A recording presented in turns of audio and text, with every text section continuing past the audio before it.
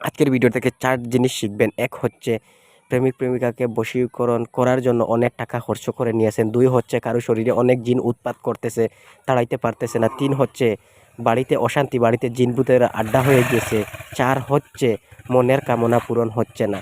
তো সরাসরি ওইগুলো বলবো। তো আজকে আমি এক জায়গায় এসেছি, বাইকে এসেছি, অনেক বৃষ্টি হয়েছিল, তো আমার গা পুরা ভিজে গিয়েছে, গলা বসে গিয়েছে এবং অনেক জ্বর হয়েছে। ওইরকম মনে হচ্ছে যে আমার শরীরে আগুনের তাপ যে হিসাবে থাকে ওই হিসাবে আগুনের তাপ বের হইতেছে।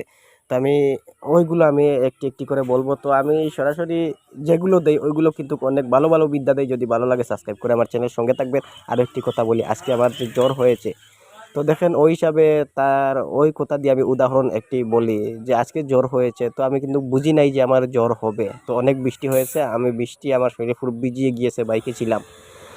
তো দেখেন কোন হিসাবে কি বিপদ আসে ওটা কিন্তু আল্লাহ ভগবানের হাতে থাকে। তো কখন কি মৃত্যুর ডাক এসে যাবে, তো চলে যাইতে হবে। তো তার জন্য যা মনে হয় তা শিখাইতে থাকি। যদি ভালো লাগে আমার চ্যানেলের সঙ্গে থাকতে পারেন, যদি শিখতে চান। আজকে যেটি বলবো কিন্তু হিন্দু ভাইরা কিন্তু অনেক বিশ্বাস করে ফেলে দিয়েছে যে আজকের ওইটা দিয়ে কাজ হবে। তো আমিও বলতেছি গ্যারান্টি দিয়ে কাজ হবে। তো জিন ভূতের আড্ডা, প্রেমিক প্রেমিকা, প্রথমেই আমি সরাসরি বলে দেই। এক হচ্ছে কারো শরীরে জিন লেগে গিয়েছে, একটি একটি করে বলবো। কারো শরীরে জিন লেগে গিয়েছে, তাকে কি করবেন, ওই বটগাছের তলে ওই হিসাবে কিন্তু কালীর মূর্তি থাকতে হবে বটগাছের নিচে। তাকে 7 পাক ঘুরাবেন, যেই জায়গায় 7 পাক শেষ হবে ওই জায়গায় যখন আপনি 7 পাক ঘুরানোর জন্য যখন যাবেন, তখন হাতে পাপড় এবং 7টি রক্তজবা ফুল নেবেন।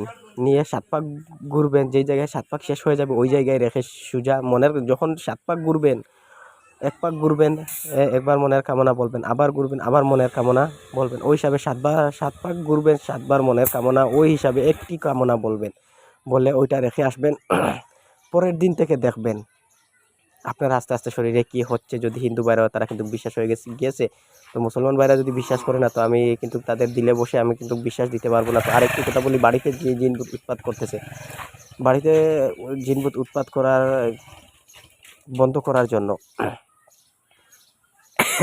যখন আপনাদের বরণী নক্ষত্র হবে, যদি বরণী নক্ষত্র যদি বুঝেন না, যদি বরণী নক্ষত্র তো সবসময় পাওয়া যায় না। তো আরেকটি কথা বলি, অমাবস্যার সময় তার শিকড়, বটগাছের যে বড় শিকড় লম্বা কয়েকটি ছিঁড়ে নেবেন, কিন্তু ধূপ দ্বীপ জ্বালিয়ে গাছকে জাগিয়ে জাগিয়ে গাছ জাগানোর মতো তো সবসময় জাগানোই থাকে ওই গাছ, কিন্তু তাদেরকে জাগাইতে হয়। যে গাছে যেগুলো থাকে জিনভূত কালীমাতা যে গাছে থাকে, তাদেরকে কিন্তু হুঁশিয়ার করতে হয় যে আমি ওই জিনিস নিতেছি, আপনারা সঙ্গে থাকেন। ওই হিসাবে করে নেবেন, নিয়ে ওই শিকড় টুকরো টুকরো করে গড়ের পুরো সাইড রশি দিয়ে অথবা সুতা দিয়ে টাঙ্গিয়ে নেবেন।